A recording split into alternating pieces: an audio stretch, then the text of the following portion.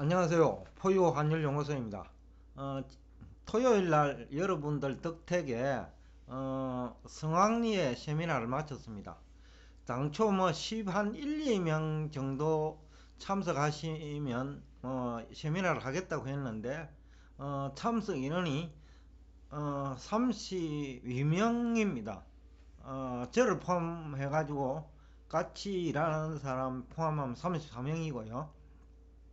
그러니까 생각보다는 많이 참석해 주셔서 다시 한번 감사드리고, 또 참석하지 못한 분들에 대해서는 그동안 약 한 일주일 동안 그 세미나 준비한다고 조금 소홀히 했다라고 하면 소홀히 한 건데, 그 부분에 대해서 또 죄송하다는 말씀을 드립니다.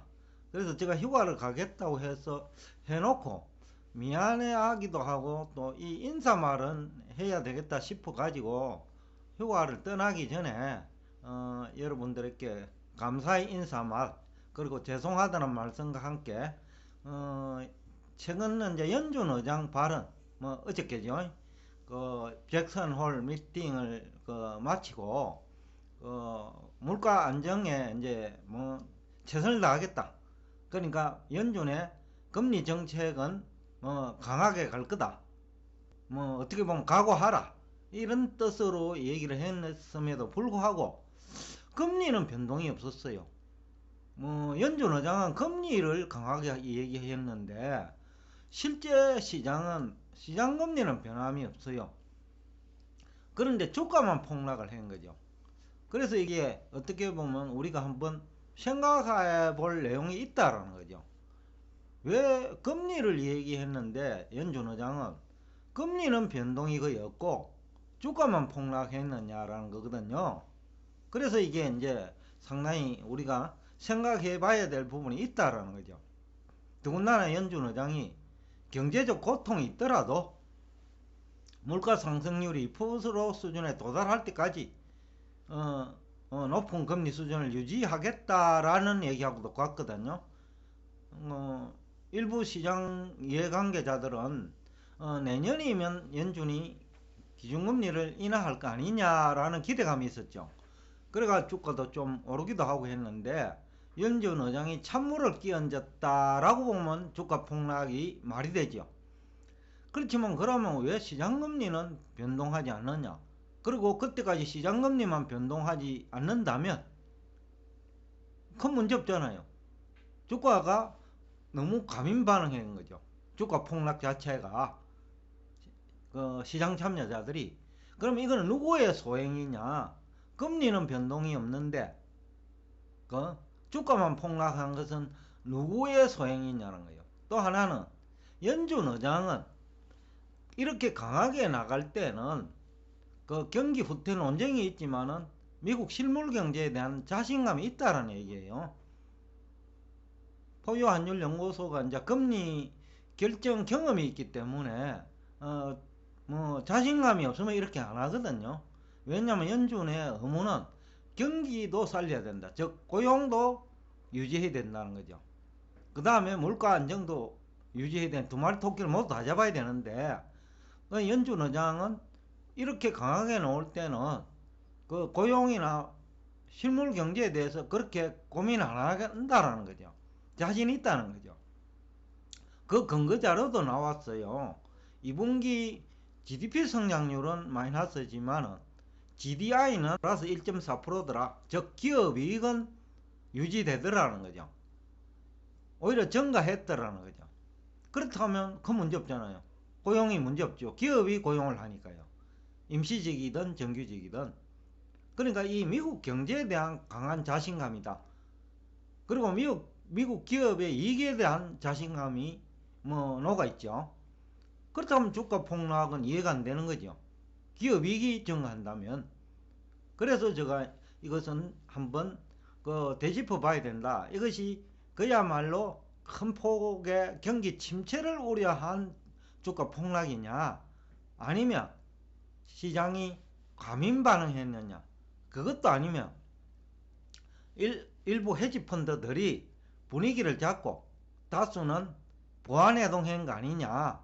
즉 기술적 지표를 가지고 차트 보고 일부 헤지 펀드들이 그 수익 실현하고 더 낮은 가격으로 매수하기 위한 전략에 다수가 희생된 건 아니냐, 개미 투자자들이. 그런 관점에서도 우리가 한번 봐야 되거든요. 더군다나 물가가 안정된다면 시장금리 안정되잖아요, 장기간.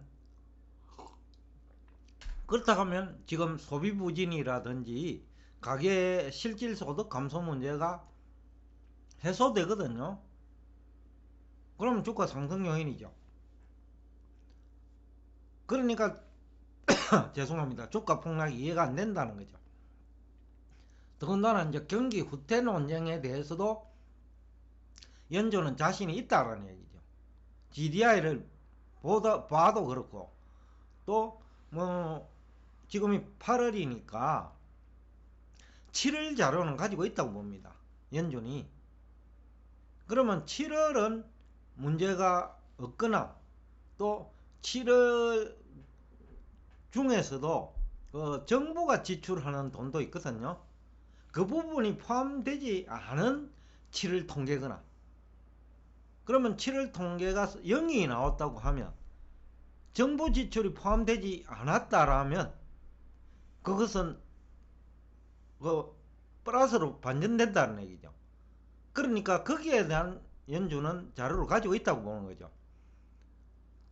지난 7월 소비 증가율은 6월하고 똑같대요. 제로예요. 그런데 그 정부 지출은 이제 넣을 수 있거든요, 선거를 앞두고. 그렇다 하면 이제 자신감이 나올 수 있는 거지, 연준 입장에서는요. 그래서 이렇게 강하게 나온 건 아니냐. 즉, 그 실물 경제에 대해서는 자신 있다. 그러니까 물가만 안정시키면 이제 그 시장금리는 안정될 것이고, 그리고 가계 실질 소득은 증가할 것이다. 이런 계산이 깔려 있다는 거죠. 그렇다 하면 주가 폭락을 어떻게 이해해야 되느냐. 앞에서도 얘기했지만은 헤지 펀드들이 이것을 다 알고 우선 그동안에 주가 좀 올랐잖아요. 그래가지고 수익 실현하고, 그 다음에 주가 큰 폭 하락할 유도한 다음에 또 최근 며칠간 헤지 펀드를 떨어뜨렸거든요. 그러니까 이제 그런 측면에서 본다면 더 낮은 가격으로 더 많은 물량을 확보하기 위한 하나의 전략일 수도 있겠다 라는 생각이 드는 거예요. 그래서 이제 우리는 그러면 향후 시장금리 방향은 어떻게 될 것이며, 향방이 어떻게 될 것이며, 대응 전략은 어떻게 가져가야 되느냐, 이게 관건이겠죠. 향후 시장금리 방향은 연준 의장이 제가 동의해요. 뭐냐면 내년에는 최소한 기준금리 인하 안 하겠다는 거죠. 물론 경기에 대한 자신감도 있고요. 그러니까 이제 시장금리는 내년에도 높은 수준에서 유지될 거라는 거죠. 근데 이게 이제 우리나라 등 그 신흥국에 미치는 영향이지요. 왜냐면 미국이 장기간 높은 금리를 유지하면 한국도 시장금리가 장기간 높은 수준을 유지하게 된다는 거죠. 거기다가 또 우리나라는 한계기업이 많잖아요. 그러면 한계기업들은 부도위기에 몰릴 수가 있죠. 그 장기화 된다면 높은 금리 수준이. 그리고 또 부동산 시장이 문제겠죠. 그래서 이제 부동산 가격의 더 속도가 빨라질 수 있을 것 같다라는 거죠. 우리나라 부동산 아파트지요. 아파트 가격 하락 속도가 더 빨라질 수도 있겠다. 연준의 그 높은 금리 수준 장기간 유지가 시사하는 바가 결국 부동산 시장에는 충격이 크거든요. 그럴 가능성은 있다. 그래서 이제 우리나라 주식 시장도 그렇고, 또 금융회사가 아파트 가격이 큰 폭 하락하면 담보가 부족하잖아요. 담보 부족 문제가 생긴다는 거죠. 그러면 이제 금융회사가 운신의 폭이 좁아지겠죠. 그럼 대출에도 소극적일 수밖에 없고, 또 금융회사 신용도가 떨어지니까 금융채 발행 금리가 올라가고, 그리고 대출 금리는 더 올라가고, 바로 이 문제가 그 미국이 어떻게 보면 그 미국의 부채를 신흥국에 증가시키는 방법으로, 그러니까 신흥국을 어렵게 해가지고 그 다음에 신흥국에서 2009년 이후처럼 그, 그 수익을 극대화시키겠다는 전략이 녹아 있는 거 아니냐라는 생각도 들어요. 그러면서 국제 유동성을 미국으로 유인하는 전략일 수도 있다.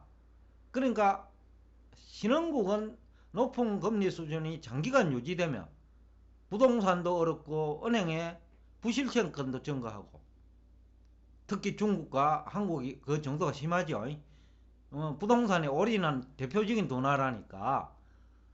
그러니까 그쪽을 힘들게 하고, 또 중국 경제 의존도가 높은 동남아 신흥국, 그러니까 전체적으로 신흥국을 어렵게 하는 금리 정책이다.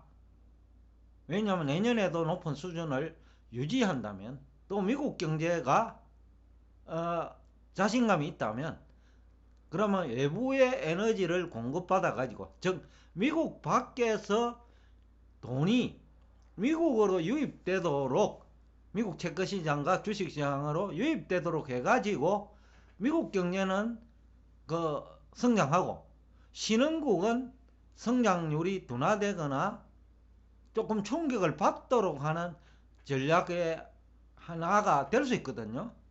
그렇다면 이 정책은 상당히 고민을 많이 한 정책이다. 참고로 2010년경에 제가 화폐전쟁 3.0이라는 책을 제가 출간을 했죠. 구독자분들 중에 아마 읽으신 분들도 적지 않을 거예요.